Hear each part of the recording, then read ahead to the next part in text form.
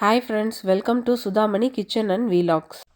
இந்த வீடியோவில் நம்ம இன்றைக்கி பைனாப்பிள் கேசரி எப்படி செய்ய போகிறோங்கிறது தான் பார்க்க போகிறோம். நம்ம பைனாப்பிள் கேசரினாலே கல்யாண வீடுகளில் செய்கிற அந்த பைனாப்பிள் கேசரி தான் எல்லாருக்கும் ஞாபகம் வரும். அதை பர்ஃபெக்டாக இங்கே எப்படி செய்கிறதுன்னு சொல்லிட்டு நம்ம பார்க்கலாம்.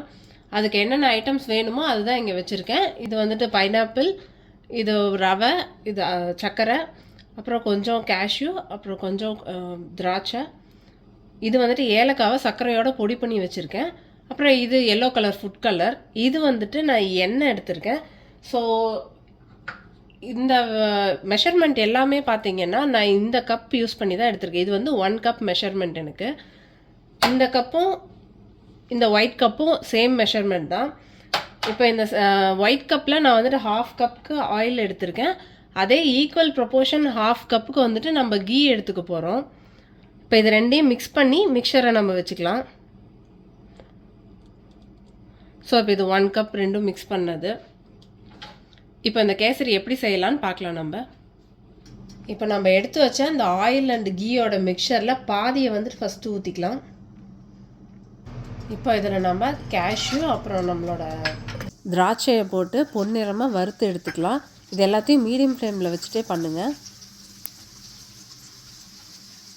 மெயினாக அந்த கேசரி செய்கிறதுக்கு நம்ம திக் பாட்டம் இருக்க பேனாக எடுத்துக்கணும். அப்போ தான் வந்துட்டு அடியில் வந்துட்டு தீயாமல் அடி பிடிக்காமல் நல்லா வரும்.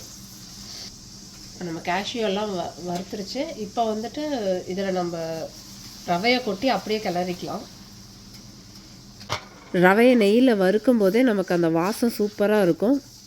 எல்லா இன்க்ரீடியன்ஸுமே நான் 1:1 ரேஷியோவில் தான் எடுத்திருக்கேன். அதான் 1 கப் ரவை, 1 கப் சர்க்கரை, 1 cup pineapple, 1 cup ghee and ஆயிலோட மிக்சர்.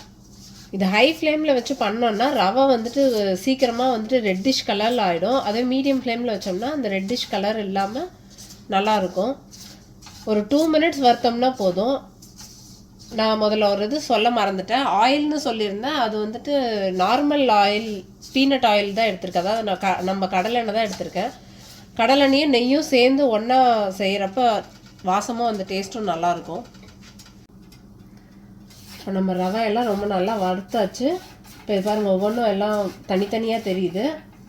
இப்போ இந்த ஸ்டேஜில் நம்ம எடுத்து வச்சா பைனாப்பிளில் போட்டுக்க போகிறோம்.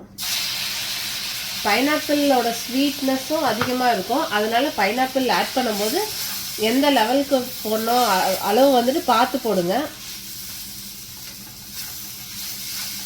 இப்போ பைனாப்பிள் ரவையோடு நல்லா மிக்ஸ் ஆகிடுச்சு.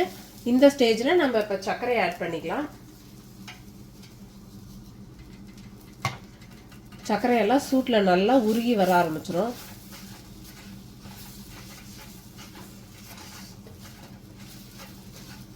நம்ம நார்மலாக ரவை உப்புமா செய்யறதுக்கு ரவைக்கு எவ்வளோ தண்ணி யூஸ் பண்ணுவோமோ அந்த மாதிரி தான் இதுக்கும் தண்ணி யூஸ் பண்ண போகிறோம். இப்போ இதில் தண்ணியை நம்ம கொதிக்க வச்சு நல்லா கொதிக்கிற தண்ணி தான் இதில் ஊற்ற போகிறோம். 1 கப் ரவைக்கு நான் 2 கப் தண்ணி இதில் ஊற்றிருக்கேன். அதுவும் நல்லா கொதிக்க வச்ச தண்ணி ஊற்றிருக்கேன். எல்லாத்தையும் நல்லா மிக்ஸ் பண்ணி விட்டுக்கலாம். இதில் இப்போ இந்த ஸ்டேஜில் நம்ம கொஞ்சம் எடுத்து வச்சுருந்த எல்லோ கலர் ஃபுட் கலரை ஆட் பண்ணிக்கலாம். அதில் போட்டு நல்லா மிக்ஸ் பண்ணிக்கலாம். குங்குமப்பூ இருந்ததுன்னா நீங்கள் குங்குமப்பூவும் போட்டுக்கலாம். இப்போ நம்ம பொடி பண்ணி வச்சுருக்க ஏலக்காய் பொடியை தூவிக்கலாம் அதில். அப்புறம் பிஞ்ச் ஆஃப் சால்ட்டு, அது வந்துட்டு உங்களுக்கு ஸ்வீட்னஸை கொஞ்சம் எடுத்து கொடுக்கும். அதுக்காக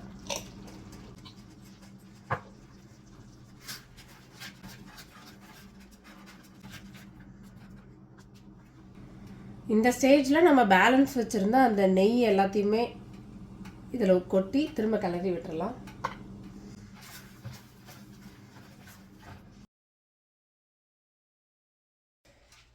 இப்போ ரவையில் தண்ணியெல்லாம் நல்லா அப்சர்வ் ஆகிடுச்சு. ரவையும் நல்லா குக் ஆகிடுச்சு. இப்போ அந்த ஆயில் எல்லாமே மிக்ஸ் ஆகிடுச்சு. பாருங்கள் அதோட கன்சிஸ்டன்சியே எப்படி இருக்குன்னுட்டு. அதுவே எடுக்கும் போதே அப்படியே வழுக்கிட்டு போகுது. இப்போ இதை ஒரு 2 மினிட்ஸ்க்கு நம்ம ஒரு பிளேட் வச்சு க்ளோஸ் பண்ணி வச்சிடலாம்.